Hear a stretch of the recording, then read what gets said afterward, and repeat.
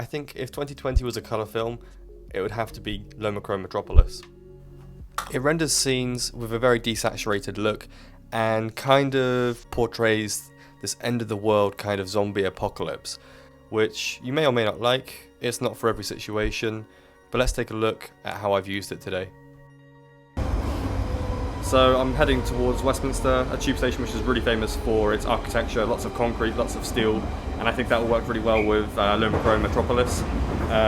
On the tube at the moment, you can see basically no one.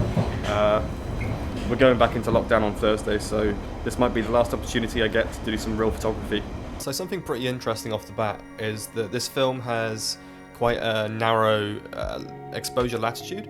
It doesn't really deal well with blown out highlights and really low shadows. But interestingly, if you overexpose the film a little bit more, it kind of cleans up a little bit. I think it really depends on what look you're going for, whether you want this green cast or this more vibrant, contrasty white. So this is at Green Park, and there's a tunnel between the Jubilee line and the Piccadilly line here, and you can get a photo straight down the middle, which kind of leads the eye in, and I find it works really well with this film. But I'll shut up for the next 10 or 15 seconds and leave you to take a look at the architectural shots I took at Westminster.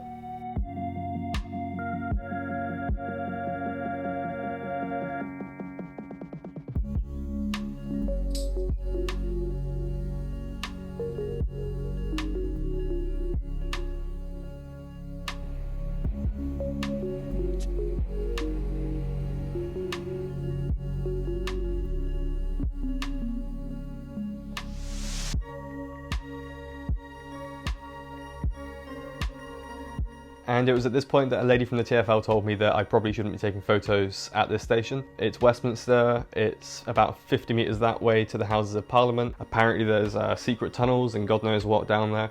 So yeah, I probably should have thought that one through. I was kind of intrigued by the architecture and how it would turn out using Lomochrome Metropolis. But yeah.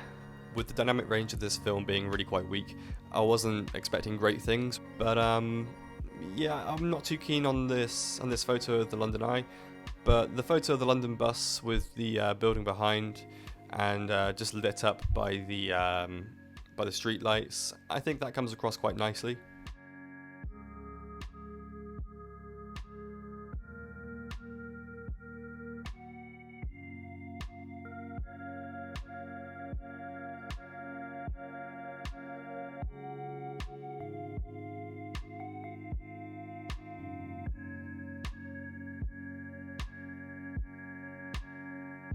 So yeah, that just about covers the photos that I took at Westminster. I kind of wish I'd bought another roll of Metropolis to take during the daytime. I think it will take on a completely different character in the daytime, but this is kind of what I envisioned. I envisioned this kind of stark architecture, high contrast, lowish light, and I think it delivers pretty good results. Definitely it's not what you want if you're just doing like a normal photo shoot. You've got to have this image, this kind of scene in your mind before you choose this film. It's hard to recommend for normal shooting, but if you look at these photos and you look at other people's photos online and you think, that's a cool look, that's what I want, then you know there's nothing else that can do that for you other than a lot of post-processing. And it's nice just to have a brand new color negative film. You know, there's tons of black and white, but we never seem to get brand new emulsions for color negative. So, you know, regardless of whether it's your thing or not, it's quite exciting to see new things coming to the market, and that can only be good for film photography as a whole. Hope you enjoyed the video. I just wanted to test out Lomochrome Metropolis in this kind of setting.